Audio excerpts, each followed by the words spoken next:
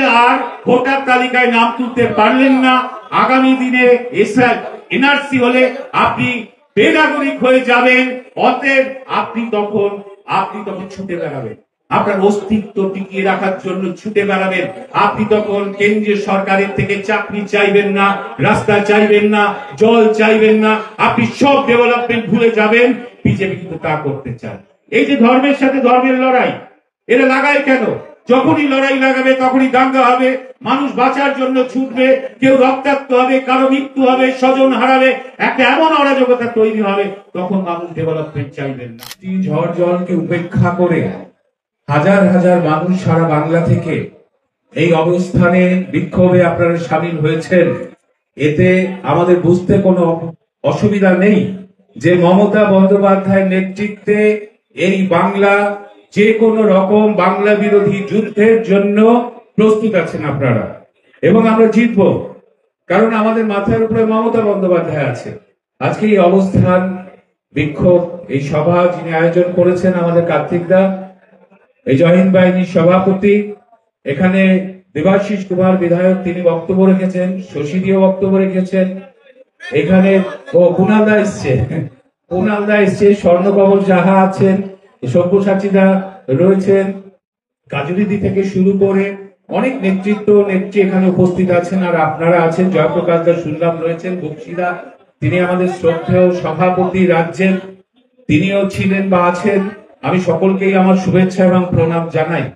যে দেখুন, আজকে বিজেপি নেতৃত্বে যে কেন্দ্রীয় সরকার চলছে, সেই সরকার ভারতবর্ষের যে সংবিধান সম্মত যে মূল যে স্তম্ভগুলো আছে, প্রতিদিন সেই স্তম্ভগুলোকে ভাঙার চেষ্টা করছে, তার উপরে বুলডোজার চালাচ্ছে।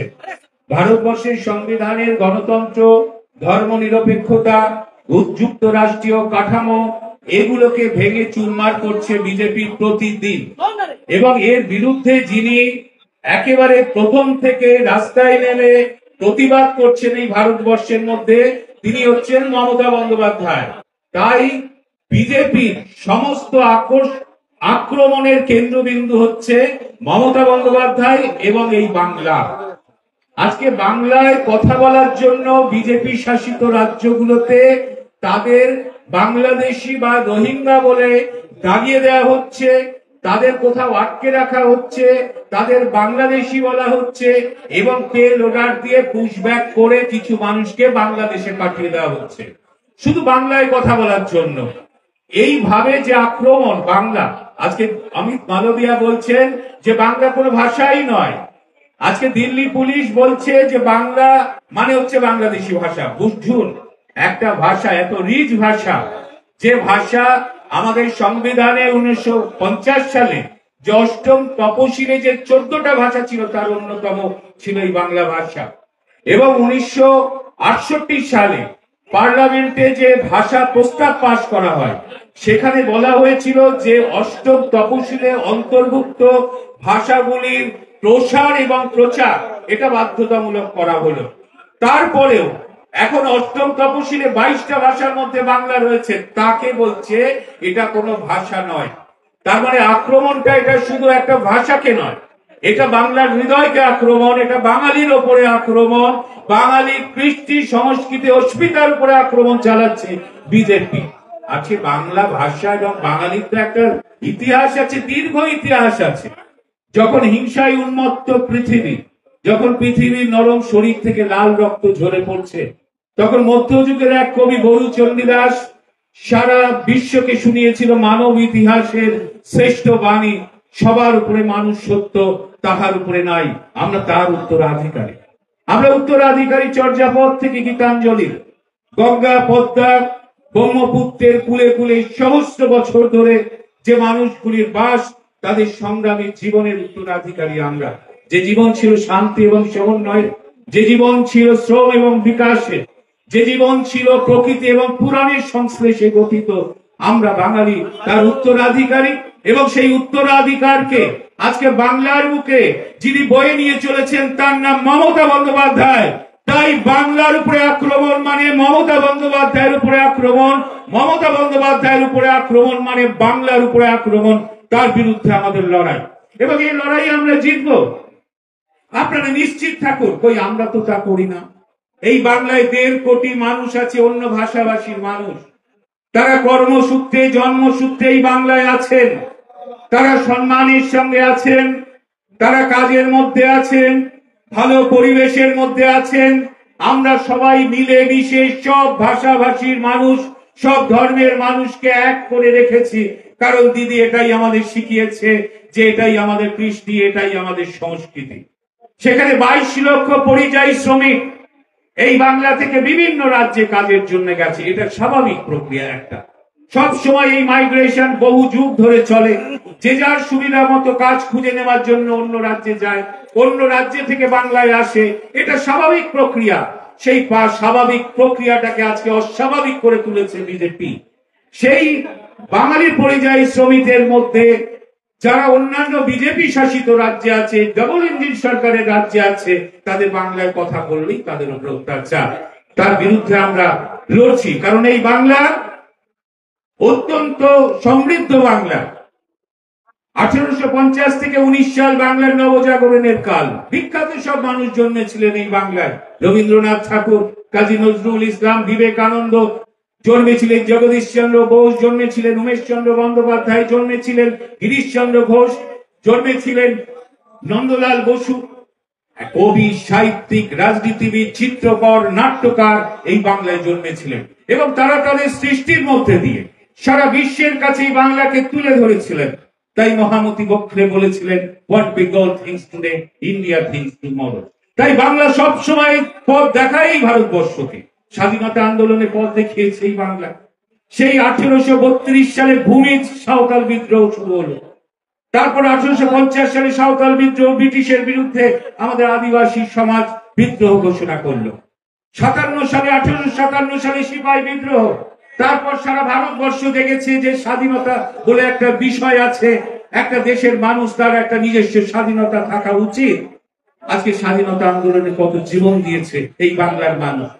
তাই বাংলাকে যেভাবে ভাগ করার চেষ্টা করেছিল ব্রিটিশরা, আজকে বিজেপি যেভাবে ধর্মের সাথে ধর্মের বিভেদ তৈরি করে, যেভাবে মানুষের সাথে মানুষের বিভেদ তৈরি করে একটা এমন সমাজ ব্যবস্থা তৈরি করতে যায় যে সমাজ ব্যবস্থা ভঙ্গুর সমাজ ব্যবস্থা। ওরা সামাজিক ভাবে সমাজকে ভেঙে দিতে চায়। বিজেপির রাজনীতি আজকে এখানে এসে দাঁড়িয়েছে।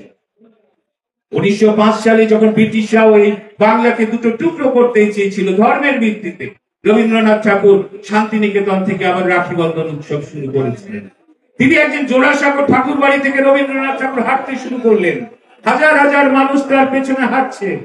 তিনি রাখি পরিয়ে দিচ্ছেন হিন্দুর হাতে, মুসলমানের হাতে, আর গাইছেন বাংলার মাটি বাংলার জল, বাংলার ভাই বাংলার ফল, পূর্ণ হোক পূর্ণ হোক হে ভগবান। রবীন্দ্রনাথ সেই মিছিল নিয়ে ঢুকে গেলেন নাথবোদা মসজিদের মধ্যে। রবীন্দ্রনাথ ঠাকুর দেখালেন এটাই হচ্ছে সম্প্রীতি, এটাই হচ্ছে বাংলা। আবার যখন একটা মন্দির তৈরিকে নিয়ে বা সারা দেশের মানুষ আশঙ্কিত হয়, আবার হাজরার মোড় থেকে পার্ক সার্কাস পর্যন্ত বাংলার একজন মা হাঁটতে শুরু করেন, তার পেছনেও লাখো লাখো মানুষ হাঁটে। তিনিও সেদিন গাইতে থাকেন বাংলার মাটি বাংলার জল, বাংলার বায়ু বাংলার ফল, পূর্ণ হোক হে ভগবান। তিনি ঢুকে যান গির্জার মধ্যে, তিনি ঢুকে যান চার্চে, তিনি ঢুকে যান মসজিদে। তিনি ঈশ্বর আল্লাহর কাছে প্রার্থনা করেন যে ঈশ্বর আল্লাহ তুমি আমাকে শক্তি দাও, আমি যেন বাংলার সব ধর্ম সম্প্রদায় ভাষাভাষী মানুষকে এক করে রাখতে পারি। তার নাম মমতা বন্দ্যোপাধ্যায়। তাই বাংলায় এত সহজ নয় বিভেদ তৈরি করা। তাই বিজেপির আক্রমণ হচ্ছে বাংলার প্রতি, বাঙালিদের প্রতি। আজকে দেখুন এসআইআর এর নামে আবার কি করছে, নিবিড় ভোটার তালিকা সংশোধন। ভোটার তালিকা প্রতিবার সংশোধন হয়, সেখানে নতুন করে নাম ওঠে। যারা এক জায়গা থেকে অন্য জায়গায় স্থায়ীভাবে চলে যায় তারা নাম স্থানান্তর করে, কোন মৃত ভোটারের নাম বাদ হয়। এই স্বাভাবিক প্রক্রিয়া প্রতি বছরই চলতে থাকে। কিন্তু নিবিড় ভাবে আবার কেন? নিবিড় ভাবে আরেকবার হয়েছিল 2002 সালে। 2 বছর ধরে তার প্রস্তুতি ছিল, তখনও বিজেপি সরকার ছিল এই দেশে। এবারও নিবিড় এসআইআর করা হবে। এসআইআর আমাদের তো আপত্তি নেই, যে ভোটার মৃত সে বাদ হবে, এটা স্বাভাবিক প্রক্রিয়া। যে নাম ট্রান্সফার করতে চায় সে করবে, এটা স্বাভাবিক। কেউ যদি স্থায়ীভাবে অন্য রাজ্যে চলে যায় সে নাম চলে যাবে, এখানকার নাম কেটে যাবে, এটা খুব স্বাভাবিক। কারণ প্রতিটা ফর্মের মধ্যে একটা কলম থাকে যে আমি যখন এই ভূতে আমি ছিলাম 1 নম্বর বুথে, আমি 6 নম্বর বুথে এসেছি। তো আপনি নির্বাচন কমিশন আপনি আমার আগের বুথে যে ঠিকানায় যে ক্রমিক নাম্বারের নাম আছে ওটা ডিলিট করে, তাহলে দু জায়গায় নাম থাকবে কি করে? তাহলে ভুতুরে ভোটার থাকবে কি করে? এটা নির্বাচন কমিশনেরই কাজ। যদি থেকে থাকে তারা সংশোধন করবে। নিবিড় করছেন, আপত্তিটা কোথায়? কারণ এবার বলছে ওরা যে না, আধার কার্ড এগুলো আর গ্রাহ্য হবে না।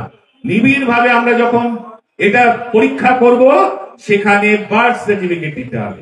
বার্থ সার্টিফিকেট কারা দেবে? বলছে 87 সালের আগে এরকম কোন মানুষ যদি নাম তুলতে চায় তার বার্থ সার্টিফিকেট দিতে হবে।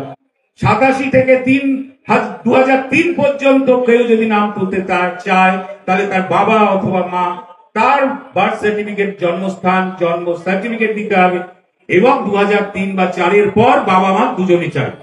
আমাদের আপত্তি এখানে, বার্থ সার্টিফিকেট কোথায় পাবো? কোথায় পাবো? 1969 সালে সেন্ট্রাল গভর্নমেন্ট বার্থ সার্টিফিকেট চালু করে, কিন্তু বাংলায় বামফ্রন্ট সরকার 2000 সালে রুল জারি করে বার্থ সার্টিফিকেটে। আগে বার্থ সার্টিফিকেট ছিল, প্রত্যেক মানুষ বাড়িতে জন্মাতো, তাহলে বার্থ সার্টিফিকেট কোথায় পাবে? এমনকি আমরা 2011 সালে যে ক্ষমতায় এলাম, সেই ক্ষমতায় এসে আমরা দেখলাম যে বাংলায় ইনস্টিটিউশনাল ডেলিভারি মাত্র 67%, অর্থাৎ 33% মানুষ বাড়িতে জন্মাচ্ছে। আমরা মমতা বন্দ্যোপাধ্যায়ের নেতৃত্বে আজকে এটা 100% করতে পেরেছি। কিন্তু চিন্তা করুন যে 2011 সালের পর যে সে তো নাম তুলছে না, সেটা কতজন আছে? কিন্তু তার আগে যারা নাম তুলতে চায় তাদের তো 40%, 50% বাড়িতে জন্মেছে, বার্থ সার্টিফিকেট পাবে কোথায়? ভারতবর্ষে 42% মানুষের বার্থ সার্টিফিকেট আছে, বাকি মানুষ পাবে কোথায়? তাহলে বার্থ সার্টিফিকেট যখনই সে দিতে পারছে না, সে কি ভোটার হয়ে যাচ্ছে? অর্থাৎ ভোটার তালিকায় নাম তুলতে পারছে না, তার একটা পরিচয় পত্র যেটা এখানে থাকার দেশের নাগরিক হিসেবে যেটা স্ট্রং পরিচয় পত্র, সেটা সে হারাচ্ছে। পরবর্তীকালে সে বেনাগরিক হয়ে যাওয়ার সম্ভাবনা থাকছে যদি এনআরসি লাগু হয়। তাই দিদি বলেছে ওসব করতে দেব না। লক্ষ লক্ষ মানুষ এর নাম বাদ হয়ে যাবে, প্রকৃত ভোটারের নাম বাদ হয়ে যাবে। আমাদের মূল কথা, প্রকৃত ভোটারের নাম আমরা ভোটার তালিকা থেকে বাদ দিতে দেব না এসআইআর এর মাধ্যমে। এটাই দিদি বলছেন, অভিষেক বন্দ্যোপাধ্যায় বলছেন যে লক্ষ লক্ষ প্রকৃত ভোটারের নাম বাদ হবে, যেটা বিহারে হয়েছে। 65 লক্ষ বাদ হয়েছে। আপনারা অসমে দেখেছেন, ওরা তো এনআরসি করছিল, 19 লক্ষ বাদ হয়ে গেছে। তো এইভাবে বিজেপি এগুলো কেন করছে? বিজেপি আবার 130 অ্যামেন্ডমেন্ট এনেছে, সংবিধানের সংশোধনী, যে 1 মাস যদি কেউ জেল বন্দী থাকে, কোন মন্ত্রী, মুখ্যমন্ত্রী, প্রধানমন্ত্রী, ওরা প্রধানমন্ত্রীর নামটাও যুক্ত করেছে, এটা চালাকি মাত্র, তো তাহলে তার প্রধানমন্ত্রিত্ব, মুখ্যমন্ত্রিত্ব, মন্ত্রিত্ব যাবে। এটা অদ্ভুত ব্যাপার, সংবিধান বিরোধী একটা কথা। যদি ওরা পাস করতে পারবে না, কারণ 2/3 মেজরিটি না থাকলে সংবিধান সংশোধন করা যায় না।